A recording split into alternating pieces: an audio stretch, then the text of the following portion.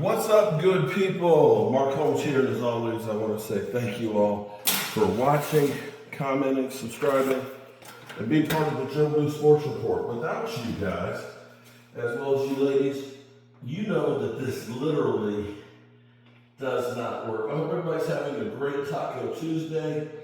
I'm here working on this almost 200-year-old house. We had some water damage in here and some termite damage that I had to fix and stuff. And I'm repainting it. I've patched all the holes in the wall and stuff. And it's coming along pretty good. And working to pay my bills, which we all understand. I am truly blessed. This morning I posted, when I was doing my morning video, I was talking about some of the emails that I get on a regular basis from haters and stuff that literally are pretty off color. And it's crazy because I got an email, I can't remember the person's name right offhand, but they're a Raider fan. This is what's cool is I've got fans that watch from all different kinds of teams.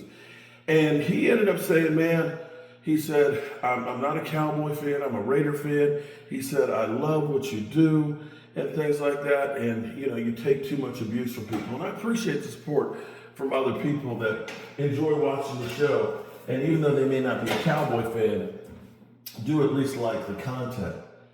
So I also have a lot of fans that help out because they send me articles and things. They say, hey, read this, check this out. Brother Wade, who has done tons and tons of super chats and everything else, and I appreciate all that support. He has been, like most of us, with Cowboys, up and down, hopeful and then panicking, where we just don't know what way we're going. We don't know what we're doing. And that's hard. That's really, really hard on us. He always sends me, links to different content and stuff. And he sent me a link for Jeffrey Kavanaugh, I think from yesterday. He was doing a live stream. I think he said that he lost his job, and now he's, I guess, doing YouTube full time. So shout out to Jeff Kavanaugh, man. He knows his shit. Radio personality and Cowboy fan and stuff, and doesn't give you bullshit. In it, he was talking about, he said, go to about the 10-minute mark. He said, it'll explain what the Cowboys are doing. And Jeff Kavanaugh says that they are, retooling or reloading. And, that's kind of been the narrative for people. You had Colin Cowherd, who literally said that the Cowboys are setting Dak up for failure because they didn't go out and get him any weapons, that they took care of the offensive line, and people are saying, that's a rebuild as opposed to getting him weapons. And see, this is funny to me because I realize now what mob mentality means. When they say mob mentality is you see the crowd and everybody's up in arms and screaming, and you may not know what's going on, but you join them because it's the mob and you're going to let the mob rule. Well, here's the thing. I let the mob mentality play with my emotions. So hear me out for a second. Hear me out. So people are saying because we let go of our free agents, guys like Doris Armstrong, who had 8.5 sacks, that we let go of Dante Fowler, and that we didn't get any other free agents, that the Cowboys don't care about winning. We let go of Hankins, right? We got rid of Michael Gallup, right? That the Cowboys are sending a message to Dak Prescott that we ain't doing jack. But let me ask you this. This is a real question here. Gotta cut the edges. When you look at them doing this, letting go of letting go Dante Fowler, letting go Dorrance Armstrong, letting go Tyron Smith, and what's the center's name? Biotish, right? You look at that and say, and the talking heads, they let go all these starters. The Cowboys aren't going to be any good. You know, they failed in the playoffs. It's Super Bowl or bust, right? So let me ask you this. And they didn't get any weapons. After the 2021 season where we lost to San Francisco, right? They traded away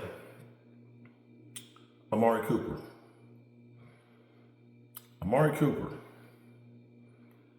Our number one wide receiver.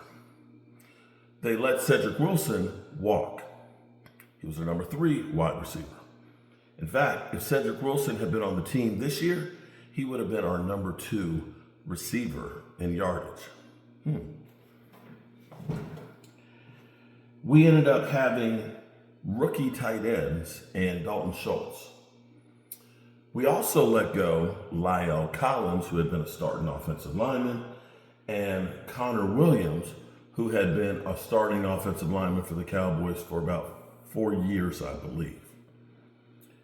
They didn't re-sign Randy Gregory, who ended up getting a big fat paycheck. And going into that season, you had Noah Brown as the second most receiver experienced starting the season behind CeeDee Lamb. They re-signed Michael Gallup, who was on one leg. So if you looked at that season, what did that season look like? When you see that your number 1 and number 3 wide receiver, your second best pass rusher is gone. You signed Dante Fowler as a replacement, a guy who had 4 sacks with Atlanta on a garbage team. You told us that Dorrance Armstrong was as good as Randy Gregory. And I guarantee you that what Martin had said was the Cowboys are setting Dak Prescott and Mike McCarthy up for failure. They're a joke. They don't care about winning. Are we saying that the stuff that they've done this offseason is worse? Because the guys that we're opining for right now, this is the funniest part of the whole thing. We're opining over the guys that we signed. Hankins wasn't exactly a big free agent signing. I think we traded a late round draft pick for him, if I remember correctly. Dorrance Armstrong was homegrown, and people were like, y'all paying him $15 million for 2 years? And when we signed Dante Fowler, most people said, why are we signing this bum? And I believe they said, oh no, we suck again. Correct me if I'm wrong. How is that different than this year? Now, I'm going to go ahead and say, this year, they've at least looked at the positions of need. You can't fill them all. We had a lot of needs. Linebacker was truly glaring. They got a mix now of veterans. They got some guys coming back from injury. Because here's what I'm going to say is, the Eagles may have signed cornerbacks and get rookies and stuff. Do you think any of them are better than Diggs coming back? Do you?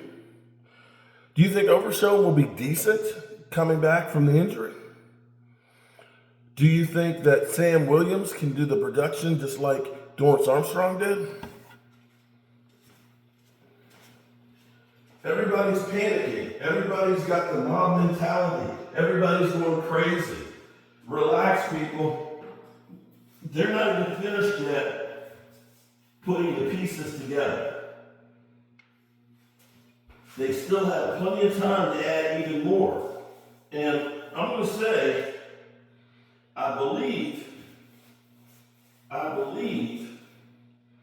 that same season when I went to training camp, we didn't have any linebackers, but basically Dave Ashton had more than 50 tackles. And we ended up bringing in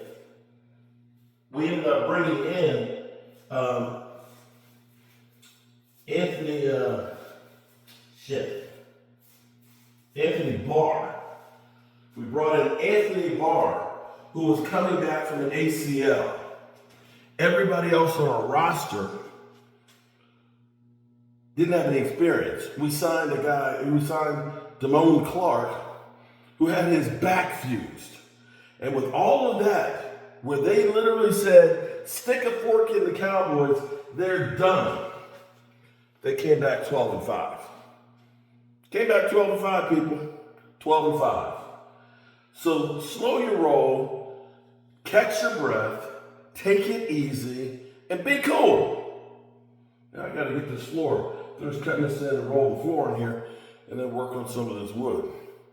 All right, peace.